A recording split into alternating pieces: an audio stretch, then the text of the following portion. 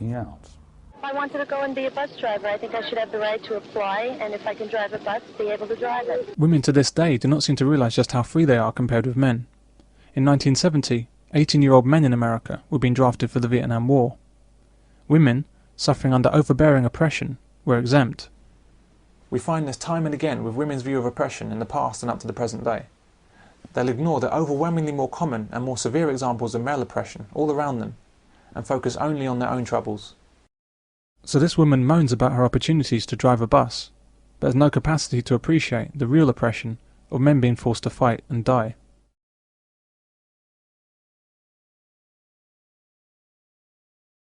In today's world, business sees even more money to be made from the stupidity of women. It's made them dissatisfied with their current level of slavery, and has made them demand more. So we have the pay gap myth, bogus sexual harassment claims, and the glass ceiling myth. All these are created and hugely exaggerated to make women angry and feel like they aren't getting enough in the workplace. We also need to hold on to equal pay. Women work for 76 cents on the dollar for the same work that men do. That's not right in America.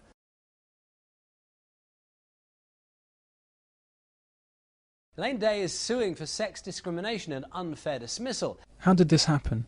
How have women fallen for such a blatant con trick? You see, the first rule of the con is you can't cheat an honest man. it's never been done. Can't happen. Impossible. The only way this thing works is if you want something for nothing. So what do? Well, we give you nothing for something. Feed the greed. It's women's greed that has fueled feminism. The architects of feminism knew they could count on the stupidity and greed of women, their desire to have it all. Feminism promised women what they've always wanted. It promised them everything. It promised freedom and choice and happiness, but it's delivered none of it. But it was easy to see from the start that it could never deliver what women wanted. It could only deliver what business and government wanted. Women in the workplace, like men. Humanity needed strength and wisdom in women to fight off the siren song of feminism. It was up to women to see through the charade. It wasn't a fight that men could take on. No one could force women to abandon the needs of family and go to work. Not government, not business, not anyone. It was up to women to reject feminism, or have it take over all of our lives. Unfortunately, women chose not to fight it, but instead embraced it. Through feminism, women truly believed that they could have it all. Like children in a toy shop, they thought feminism was giving them all these new goodies, new rights, new powers, new freedoms, new opportunity, when in fact, all they were getting were chains. How can it be possible for something that's not good for society to be pushed by radical feminists? It all kicked off in the 70s with the Equal Opportunities Commission. What you had there was a commission set up which was designed, although it said it was equality for all, it was designed really to enable women to achieve equality. I had a person say to me, a solicitor said to me about 3 or 4 years ago that women can really organise themselves well, and I said no, they're not any more better organised than men.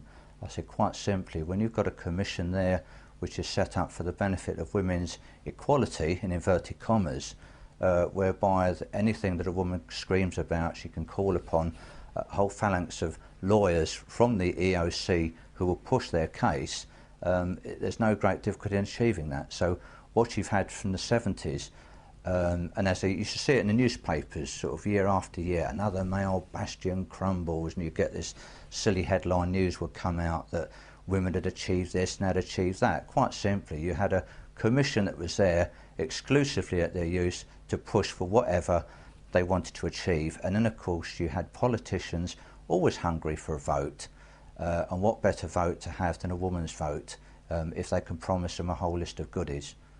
I mean, the Labour Party, if you think about it now, because of the benefits that they've pushed in the way of single mothers, have got the single mother vote in their pocket. It keeps them in power.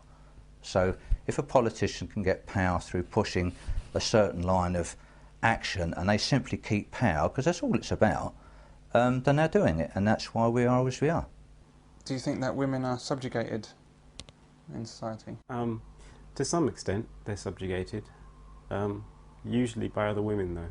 With the women at work, as I say, it's a female-dominated workplace, and the women at work, so I've talked to some of them, and they're very young, and as they get older, there is an issue that other women put on them about starting a family and having children, and so it goes either way. They can either start a family, but it means they can't work, If they're working, it means that they're cold, career-orientated women, and they can't start, and they can't, they don't want to start a family. So they get hit on both sides. But the people doing the hitting are other women. I've never seen a man come up with the kind of, why are you becoming a housewife? You could be going further in your career. You're selling out. No man's ever said that to a woman. I think the opportunities need to be there for them, but I think they need to be left to their own devices. And if, like, as in case my daughter, when she had her first child, all of her friends, well, you're going back to work, are you? And she said, well, no, I'm going to stay at home and look after them. Oh, you've got to go out. So it's that peer pressure was there to make her go back to work, and it shouldn't be there. The grasping, greedy and infantile nature of women, their almost infinite self-interest, and their genuine belief in their moral superiority over men has ensured that feminism is a roaring success, to the detriment of us all.